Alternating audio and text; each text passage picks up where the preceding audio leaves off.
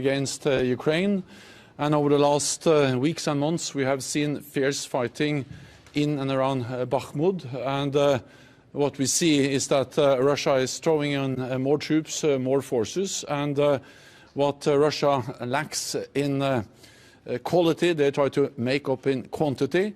They have suffered big losses, but at the same time we can not rule out that Bakhmut may eventually fall in the coming days. And therefore, it is also important to highlight that this does not necessarily reflect any turning point of the war, and it just highlights that we should not underestimate Russia. We must continue to provide support to Ukraine, and NATO allies have over the last year supported Ukraine with military and financial and economic support worth around or close to 150 billion euros, out of which 65 billion euros is military support.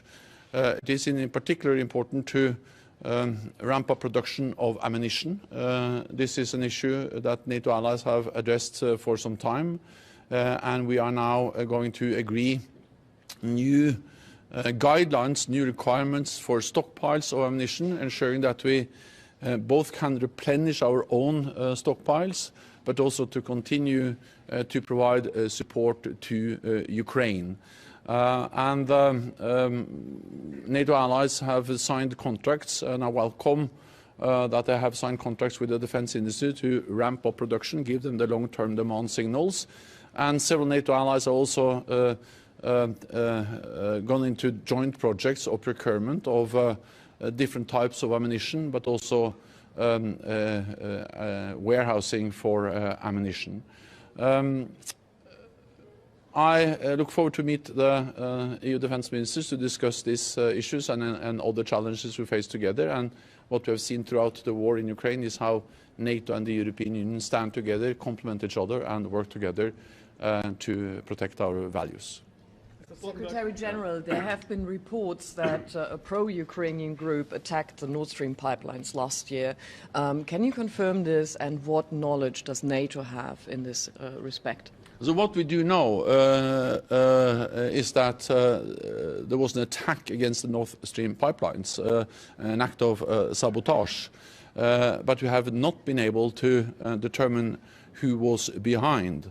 There are ongoing national investigations, and I think it's right to wait until those are finalized before we say anything more about who was behind. What we also know is that it demonstrates the importance of protecting our critical undersea infrastructure, because we have thousands of kilometers of gas pipelines, of oil pipelines, of power grids, and also, of course, all the internet cables. And all of this infrastructure is critical for our societies. NATO has addressed this for many years, but after the attacks against the Nord Stream pipelines, we have stepped up. We have established a cell at the NATO headquarters to coordinate efforts among NATO allies, to share more information, to work with the private sector that often owns this infrastructure, and to do more to minimize the risk and increase the protection of critical undersea infrastructure. Coming back to ammunition, Mr. Stoltenberg, you yourself have repeatedly warned that Ukraine is running out of ammunition. Are you satisfied with the pace of EU countries and NATO countries in ramping up production capacities? This is now a war of attrition, which is a battle of logistics. This is about, getting the supplies, the ammunition, fuel to the front lines, to the soldiers. And this was clear all the last fall, and that's the reason why NATO stepped up its efforts on working with the industry and ramping up production, and also why we started the work of developing new requirements for stockpiles as part of the NATO defense planning process, our capability targets. And allies, NATO allies, have already signed contracts which have enabled increased production. This is good. This is something I welcome. But there is an enormous demand out there. The current rate of consumption compared to the current rate of production of ammunition is not sustainable, and therefore we need to ramp up production.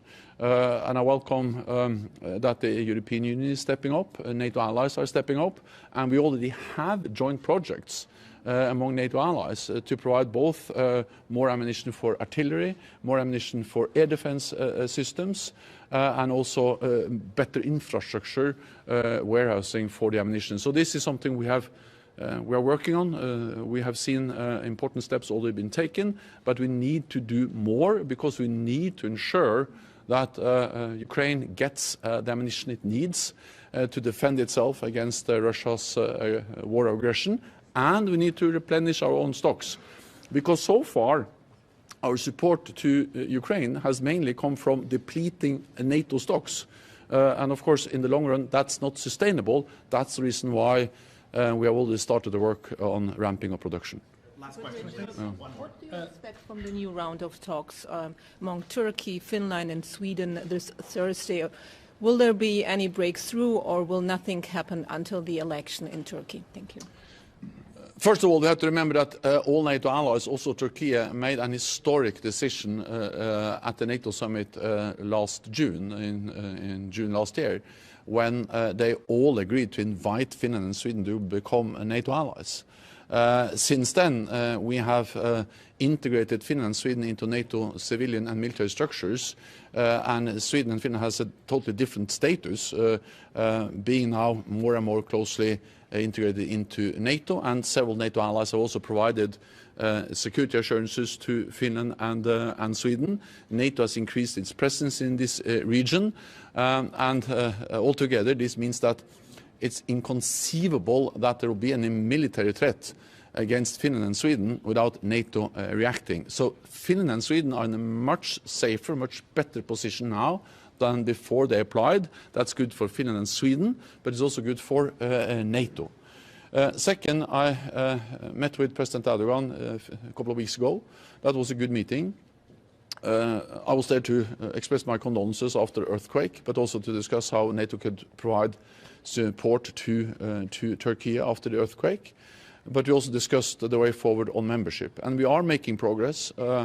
President Erdogan agreed to restart the talks and to have a meeting, Finland, Sweden and Turkey, at the NATO headquarters tomorrow. And that in itself is an important thing after a long period without any talks. This is a process, and I don't expect the process to be concluded tomorrow, but I'm confident that Finland and Sweden will become NATO allies. This is a top priority, and we are going to continue to integrate Finland and Sweden into our alliance. Thank you very much. Thank you. Thank you.